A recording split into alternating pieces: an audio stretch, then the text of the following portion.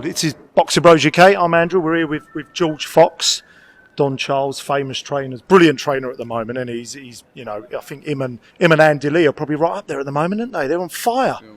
Doing well, man. Doing well.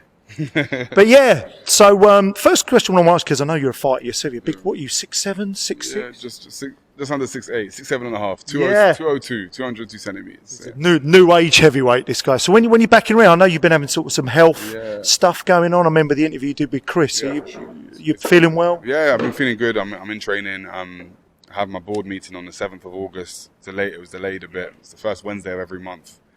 So I believe that makes it the 7th of August. And yeah, once I get my license back, everything done, I'll be back in that ring. So I'm hoping exactly, God willing, I'm hoping realistically, after I've done my brain scans, eye test, the whole lot, you're looking probably September, October time. So definitely going to have some size and reach advantage, this guy. As long as I'm in the ring before the end of this year, that's what goal I set out for myself. They've given me like a three fight situation, so I kind of know what's in store for me, and just go and claim it, man. I know how difficult it can be. I actually lived with he was a really decorated amateur, Joshua Antonio. He's actually worked with your dad quite a bit, and he couldn't get his British licence because of cataracts, and he's had to go the German route. So I know that can be difficult, kind of, anything that kind of comes up, you've got to go through it and you help and all the rest of it. But just for anyone who what would you say your style was? What sort of pressure fighter? Do you like to counter, use your size advantage? What's your... Honestly, the me you'll see next is different. We've had to change a few things. Typically, I would say I'm quite a flary heavyweight. I'm quite expressive with my boxing in terms of my style. Lead hand down. In terms of, let's say, influence, inspiration, it's a mixture of a few. Almost happened to me. I almost went earlier. Trust me, bad. Just try and take a bit of a few individuals. But I think, as you know, this game is about finding your own identity and being comfortable within that. But yeah, I would say instinctively I'm more of a counter-puncher, quite a defensive fighter. But so it's interesting to have it. I see this a lot with Ben Davis fighters. We were saying this, like even with Alois Jr., with Fabio, with AJ. Don't think it works, especially if you're more of a stiffer fighter. And I don't mean that as a criticism, but if you're quite heavily muscled, like AJ. Yeah. It's indirect shots there, guys. Make sure you like.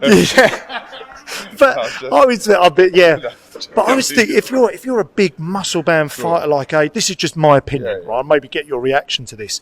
I kind of think, why are you trying to make it the second coming of Moses Atoma, Muhammad Ali? You're a big, strong 18 stone. Get the fucking guard up. Dubois style. I know Dubois' guard maybe isn't always the greatest, but a lot of kind of low lead hand movers at heavyweight now. What is there? Yeah, it's interesting. I think, like you said it. You hit the nail on the head. The only thing that maybe gives them confidence in AJ doing that is because of the fact that he. So we've got a character behind the camera doing all kinds of madness. All entertainment. But yeah, maybe AJ is fast. So I think maybe he just naturally he's very athletic. So he's quite fast twitch coded. So I think because of that, maybe they saw that as a game plan for him. Me personally, I don't agree. Guys like Moses have grown up sort of with that ethos. And it's not to attack Fabio. He's a friend of mine, someone I always say cool to.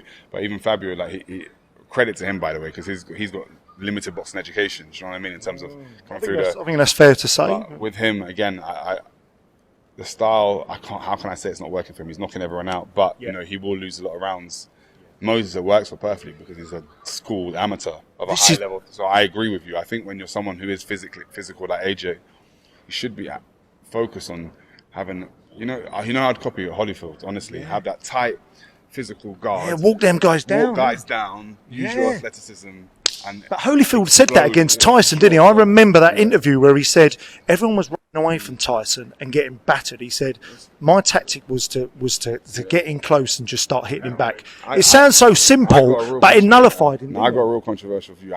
People, it's weird, like to casuals and to very sort of like, some people are mad Mike Tyson fans, so I get it. But Chris is. So you're about to hear something. Me, not so much. Like Mike Tyson.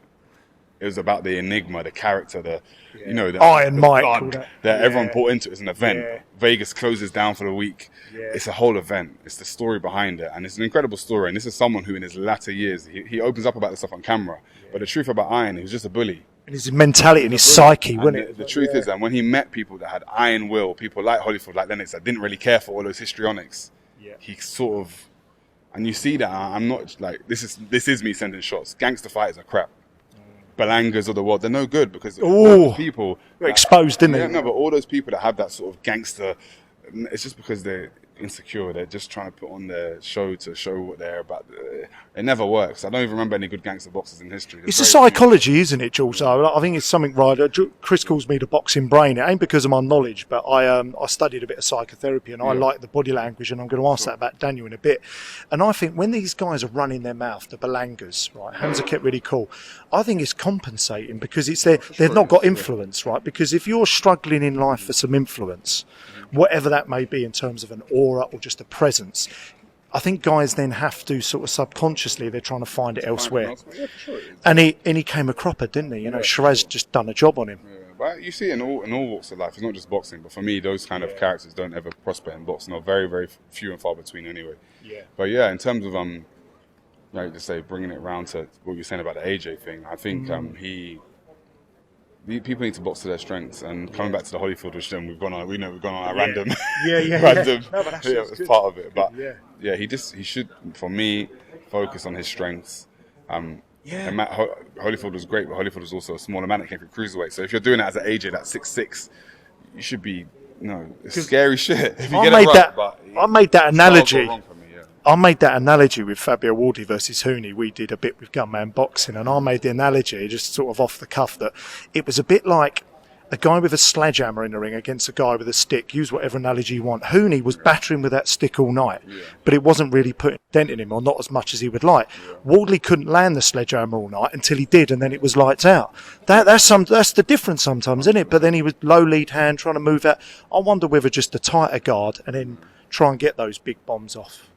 Yeah, that in theory, and like you mentioned, and that's kind of what Daniel does. It's about using his physicality, asserting his identity. Yeah. He has KO power in both hands, effortless power as well. I always use the example, AJ's got crazy power as well, trust me, but he has to get a lot of torque into his body. So like to throw a shot, you'll see him, he'll twisting his shoulders and really explosively ripping through. Daniel can literally just go bop or bop. Almost Foreman-esque, isn't it? And it's exactly. He's got that real brute power. God-given power, but for sure you're right. I make you right. Yeah. So coming on to Dubois, we got to talk about that obviously because your dad trained him. So you're going to have. I don't know if you can provide insight on this. It might be all a bit confidential. What I don't see enough people asking this. Everyone's talking about this new mentality he's got. Sure. What I want to know is, how has he got that though? What's being told behind this? Can you sort of share information and this? Because that hasn't come from nowhere. Is he been? Sports psychologist, something your dad's sort of instilling it. Where has this new mindset come from? Because it's revelatory. Yeah, I think touching back on a press conference, someone said that you can't change your mind. You can't change your mind, and I think me personally, I see that as a massive disrespect to not forget Daniel, just man in general. Yeah, you can. The whole point in life. There's businessmen that have failed over and over and over again before they become a millionaire. Yeah. There's people who have bettering yourself. People that have been locked up for various crimes that have reformed themselves as human beings and gone on to be great people and advocates for anti-crime and charitable organizations. So you can't. This notion that you can't change is ridiculous, especially when you then look at age as a factor.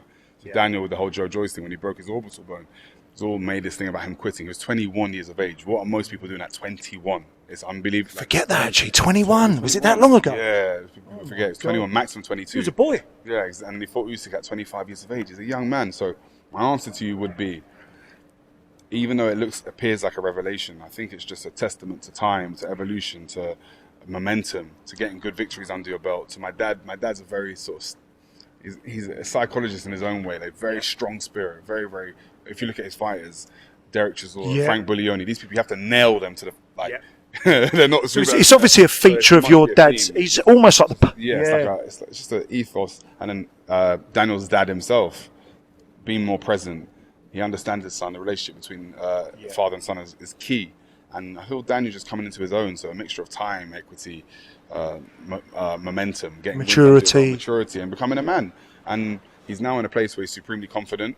And as a man, it's very important. I say this: when you fail, when things go wrong, there's two paths you choose. One is that you are engulfed by those failures and you succumb to all the doubts and negativity that those failures bring to you, or you acknowledge what went wrong, how it went wrong, and you do something about it, right? So it seems like Daniel's done the latter, and long may it continue. Thanks for that answer. You've done a real deep dive on that, so I appreciate that, because I tried asking Dev and he kind of, sort of evaded it a little bit, so I appreciate that. I got lyrics, man, trust me. Yeah, you definitely have. You definitely have. So kind of my last, probably my last question, and again, I don't know how much you're sort of going to give away on this. Don sort of alluded to it on TalkSport.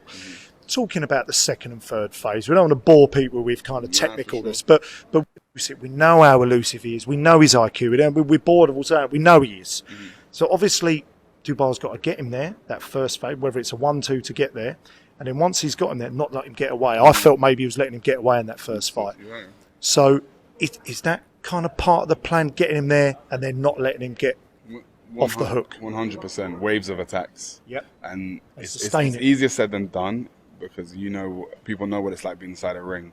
When you miss, you want to reset, but it's a case of Usyk where you have to miss maybe a couple of times and go again, and maybe punch from vulnerable positions.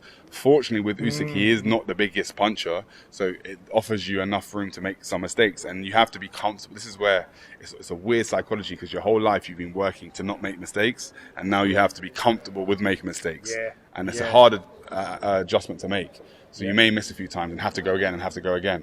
But the key is just not dancing to his tune. Usyk is a master. Push him back. He's got to try and push him back. He's not I keep saying he's not like a southpaw that's got a ridiculous counter-punching package. He's not someone that's going to slip and throw an uppercut or pull and throw counters. He's not really like that. He likes to dictate on his rhythm, use lead foot pressure, lead hand pressure, feint you to death, offset you, make you reset, control tempo. And for Daniel, it's just a case of trying to set his identity, stop him from doing things that he's good at, and force him on his back foot. And what that looks like, there's so many tactical things we could deep dive into, but we believe that he's worked on the relevant things to stop Usyk having his way, basically. I feel like we could do some full analysis on this as well. This is great stuff. Because I heard Bellew saying, I thought it was really interesting. He said, with Usyk, he just absolutely fucks you mentally and physically. He said, you're watching his feet, you're watching his move, you're watching everything. He's dancing around the ring, and then he's touching you all the time. He said, you don't realise until you're in there with him. Yes, he's not the most explosive puncher, but he just fatigues opponents, doesn't he? I urge people, I don't even want to say too much, but the answer is within the question. The answer is within the question. And what I mean by that is, with Chisora, don't bother. Don't bother. Don't watch him. Don't. Everyone gets mesmerised, and you got a situation near Tyson. Tyson's my good friend. I've done loads of rounds with Tyson. I've done 3 camps with him. But you get into a situation where they're having feint offs and feinting back and forth. He's going to name drop there. He's going to feint. He's going to out feint you because he's lighter than you. He's done it for you. So there's no dismiss it. Dismiss it. When he feints, hit him. I'm deadly serious. So when he feints, he's used to doing that, and people trying to adjust, hit him. It's almost just knock him off his rhythm. And Chisora is the only one, and I don't mind saying this. Whether it's disrespectful, he's my guy. He'll call me after. Whatever I say here, I'll say to him as well. Derek doesn't even have the IQ to even register any of that. But maybe that's what you need to beat him. That's what I'm saying. He don't even register it. So a guy faints, so just look at him and think, fuck that. And you go for him. So Derek's style is his heart on his sleeve. He'll go to war with you.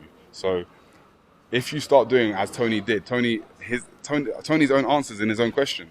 Yeah. Because that's what he tried to do. He actually had some success, didn't he? Think too much. Watch his feet. Watch his hands. Watch this. Watch that. The minute you've done it, you're doomed.